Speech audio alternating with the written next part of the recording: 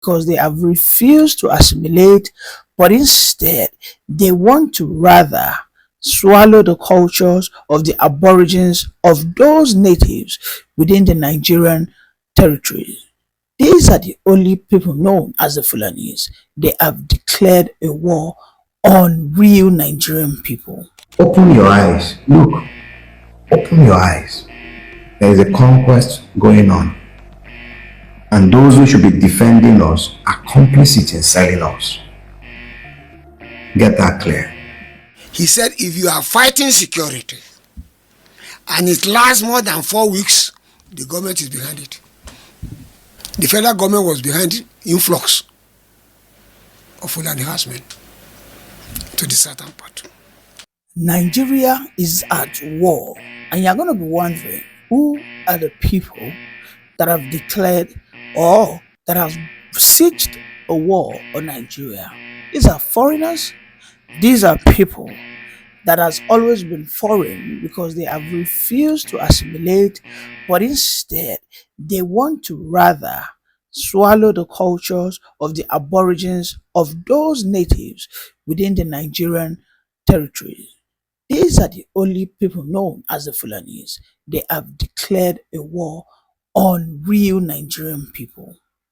I mean, what do you say that in the past 30 days, we have heard about 3 different attacks within the Middle Belt? Now, in Plateau State, we have had 2 reoccurring incidents of attack. The first one is in Bokos, and just 2 days ago, another one in Boso, where nothing less than 160 persons have been dead. These are people who were buried in what we call mass burial. They were stacked upon themselves in a shallow grave. Now, what and how did these guys achieve this? I mean, the Fulani bandits. Here is the thing. They come in through the weak link. The weak link are always those that seems to tolerate them, and of course, who are readily acceptance or admittance of their religion and of course their language. In the north, down into the Middle Belt, those that first fell into this trap of the Fulani conquest were the Kano Sokoto. When they said they were tolerant, they accepted them, and when they assimilated, meanwhile, these Fulani conquerors, they never assimilate. They know what they are doing. The Fulanis will never assimilate into the Nigerian culture, but instead they want to make sure that they override and overshadow and they impose their own way of life. If the Middle Beltans, if the Igbo man, if the Yoruba man today become a pastoralist and a Muslim, when we start also grazing cows and cattle all over the road and streets, when we engage our sons and daughters in that activity, you will be surprised that the Fulani bandits will reduce the tone of terror that they have been unleashing on the real Nigerians.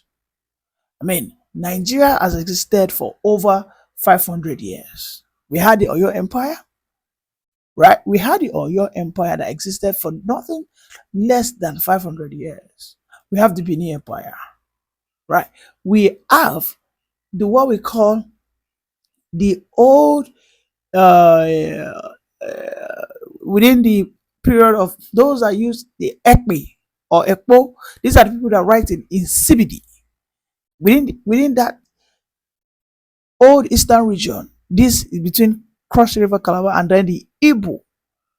Okay, the Igbo region that cut across from all the way from Igala, right? Igbo region is a very big place that cuts across from Igala, Kogi, down into the Bonny Camp, River State, even into Ewada in Port Harcourt, even in Wike's town, I can't recall his name, even in so many places like Okpobo. These are people that bear the name Chuku, Chuku, Chuku, Chuku.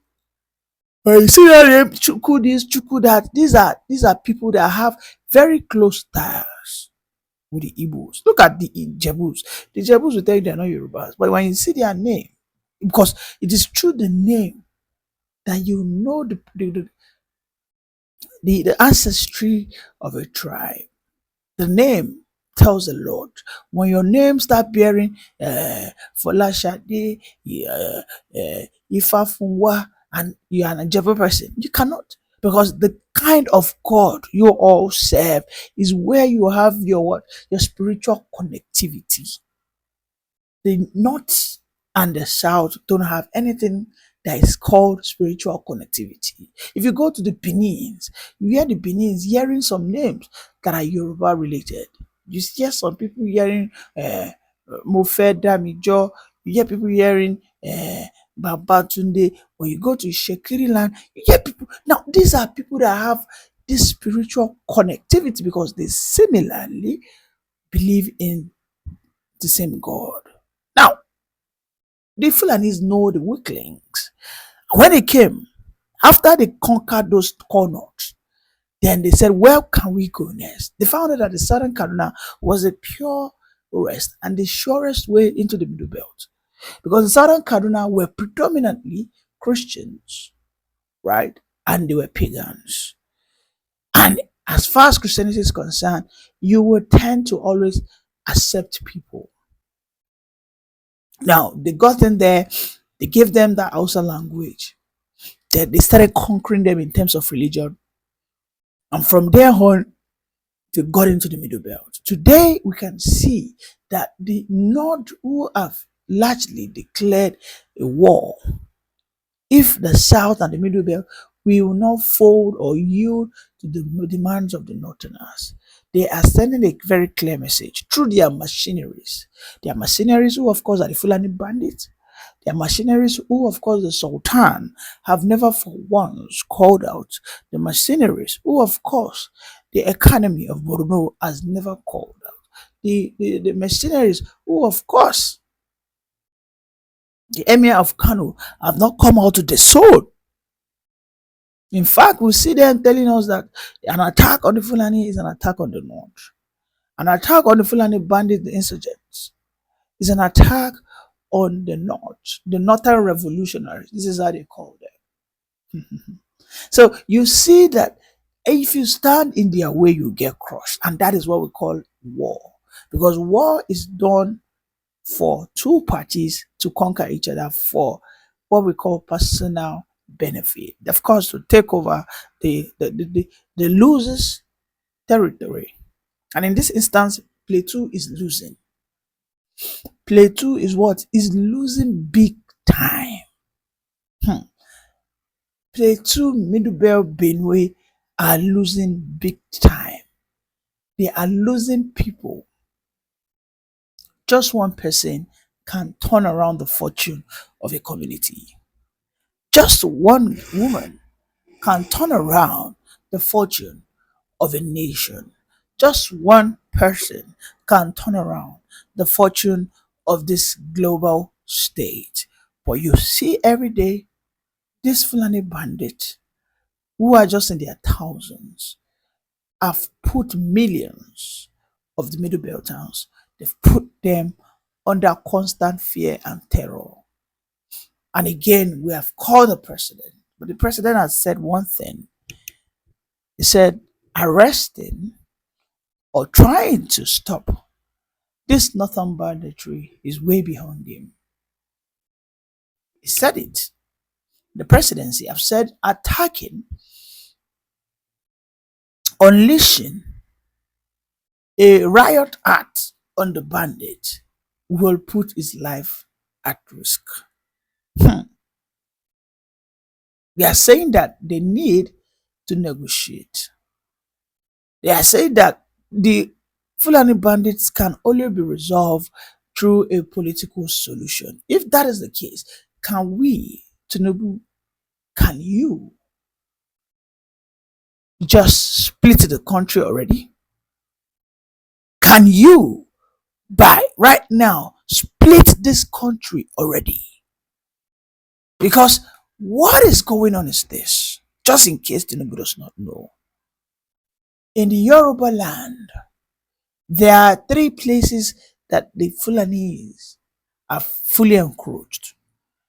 And in the past 1 year, they have tested the waters and there was nothing Tinubu did. These places are one, the northern part of the western region. Which states are in the northern part?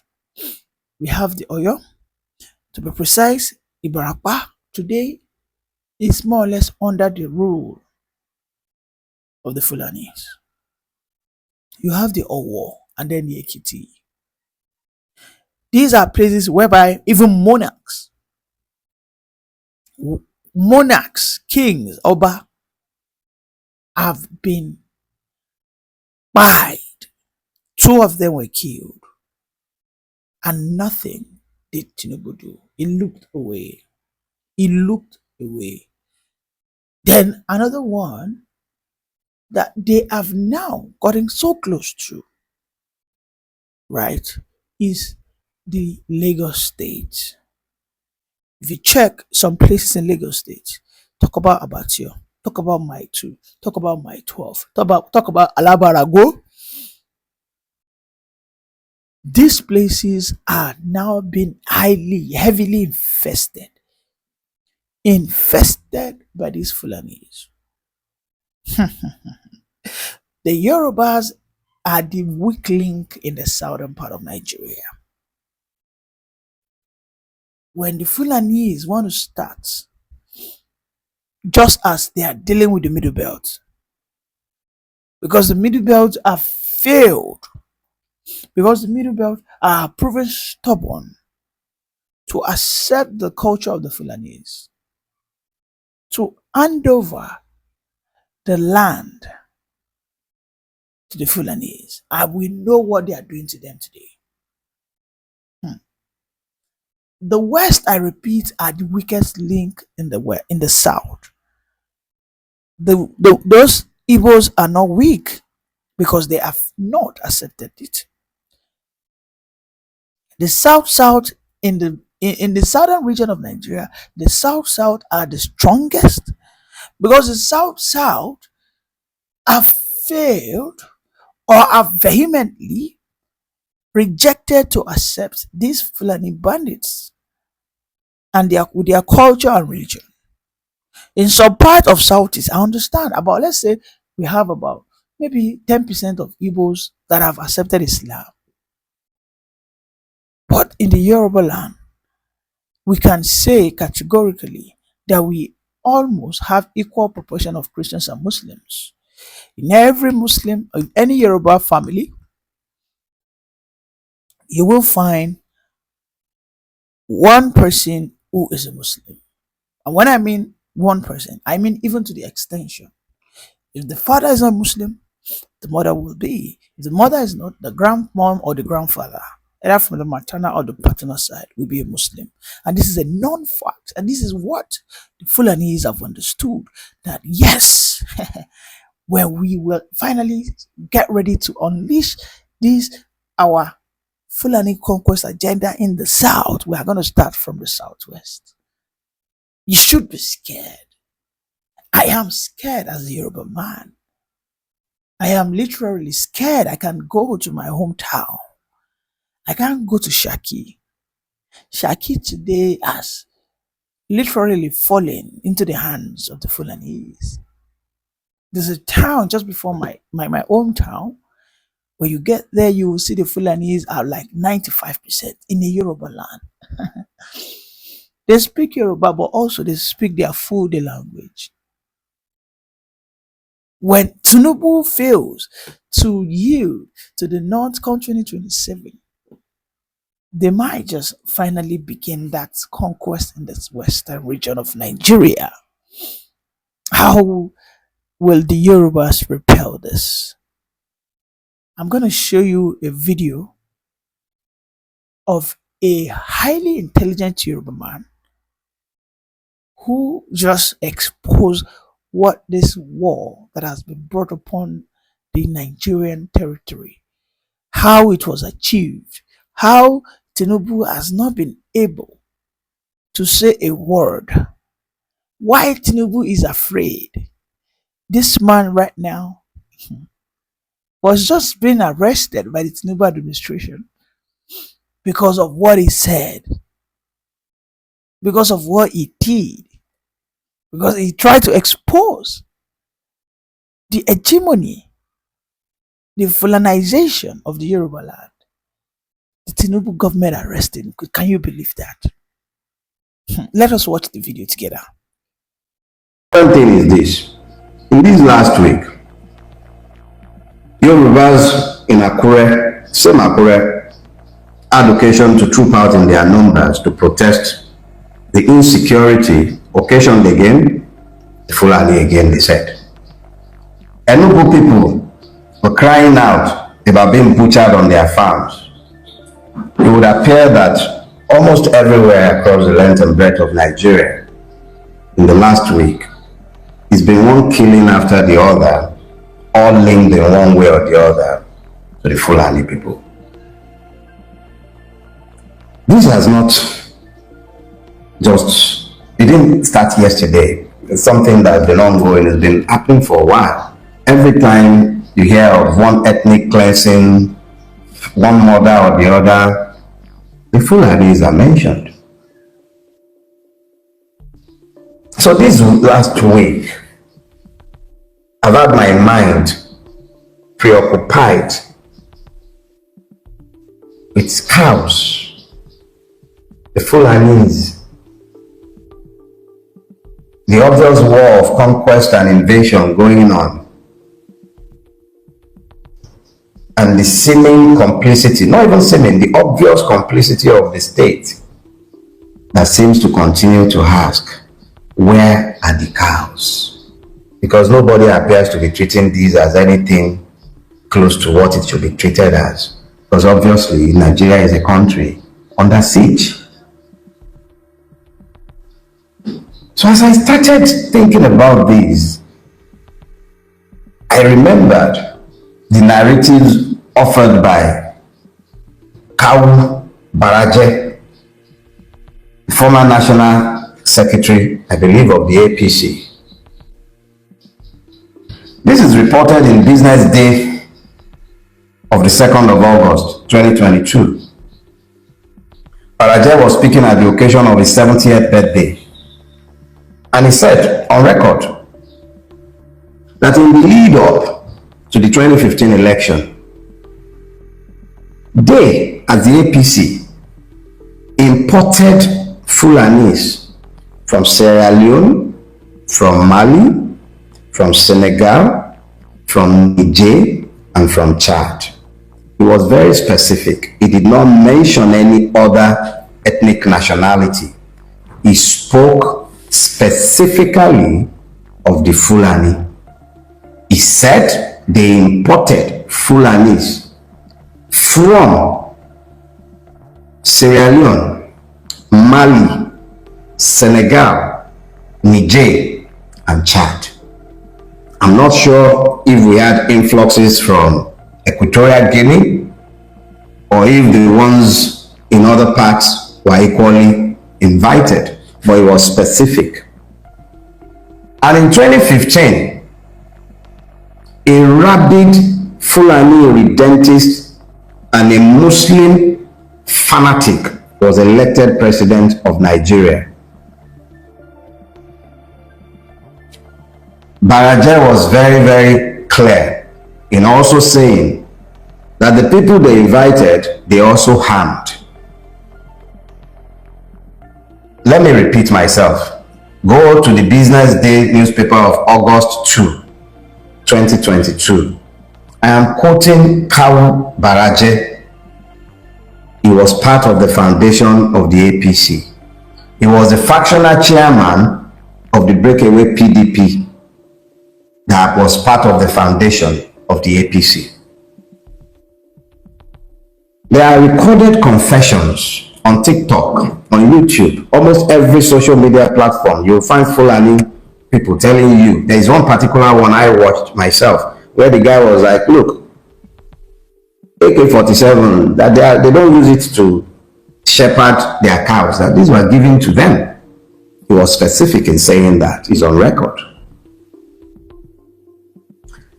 A friend shared a story with me, and I think he also posted these on social media.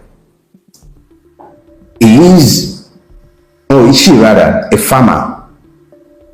And she recounted how she was farming somewhere in Oyo State, somewhere around Afigio. I went to school in Fiditi, which incidentally is my mother's village, for those idiots who are saying my mother is Igbo or this. Anyways, in Afigio, if you know Fiditi and his axis, you know that that is on the road to Oyo, after it's between Oyo and Ibadan. So that's deep in the heartlands of Yoruba land. And this woman says that immediately after the harvest season, the Fulanis would come. These are Fulanis who have lived in the community for decades. They will come, graze their cattle. In grazing their cattle, the droppings from the cattle would help to fertilize the field. The hooves will break the soil, and it was a mutually beneficial relationship. And these Fulanis would help, and they would give them fura and wara, and people had a mutually beneficial relationship. And when the cows grazed on people's farm, there was also a key, easy way of fixing the problems. They would pay reparations. They had peaceful coexistence. And then this woman told me that after a point, the Fulani came, the leader of the local Fulani who would graze on her fields came to her to say, look, I'm leaving. There are some new Fulanis in the environment. I cannot coexist with them. And the man left with his family, somebody who had lived in the neighborhood well in excess of 20-30 years. He left with his family. And not long after, there was this new influx of Fulani people who wouldn't even hear any language and were never ready to discuss peace. Every little infraction turned into fights. And these ones were acting more like conquerors than neighbors. She abandoned her farm. This story is over 10 years old. I used to farm, and I had farms in Ijebubo. For those of you who are familiar with Ijebubo, I had farms in Telubomi and Abude, just behind Akoje Farm Settlement. I had cocoa farms running into tens of acres. I was forced to abandon my farm over 10 years ago because of Fulani activities in the neighborhood. Over 10 years ago. The fact is that this has been an insidious conquest. It has happened with the complicity of the state. And because of the complicity of the state, a lot of us have been slow to admit to the fact that Nigeria is in the grip of an insurgency, ably supported by our government and the rulers of Nigeria. General Laomi was on national TV, on channels, and he said on the record that since 2016, a list of sponsors of terrorism in Nigeria had been given to Buhari as the president. He said in that interview that the sponsors of terrorism included governors, persons in the cabinet of the president. Nothing ever happened to them. The UAE caught sponsors, financiers of terrorism in Nigeria, and they sent them to prison in the UAE. And then they sent a corresponding list of sponsors who are in Nigeria to the Nigerian government. Over 300. Nothing ever happened to them. But the same government is always quick to jail 17-year-olds on trumped-up charges. The same government, the same system is always available to persecute those who might make the error of asking to be citizens. My friend Dr. Calvin Stanley told me that almost on a daily basis, somebody is killed on the plateau. that 164 settlements on the plateau have been taken as conquered territory, resettled by Fulani marauders after the indigenous people have been driven off the land. A person told me how she gave up a mining license, or at least her interest in the mining license, when she found out that for her to be able to work the concession she was given, she would have had to be in bed with terrorists who are usually employed in the mining industry to drive out the indigenous people from the land holding the resources. And we still begin to ask, where are the cows? Dr. Calvin told me that there is a base for Fulani terrorists in the tri-state area, Benue, I think this is between Benue, Nasarawa and Plateau, somewhere around that place, that there is a base. That this, and he said it on national TV as well, by the way, that this base is known to all of our security agencies, that helicopters land there to drop off ammunition and material, that the security forces are aware and they've done nothing about it. He is on record. He is on record, on public record, and we are still asking, where are the cows?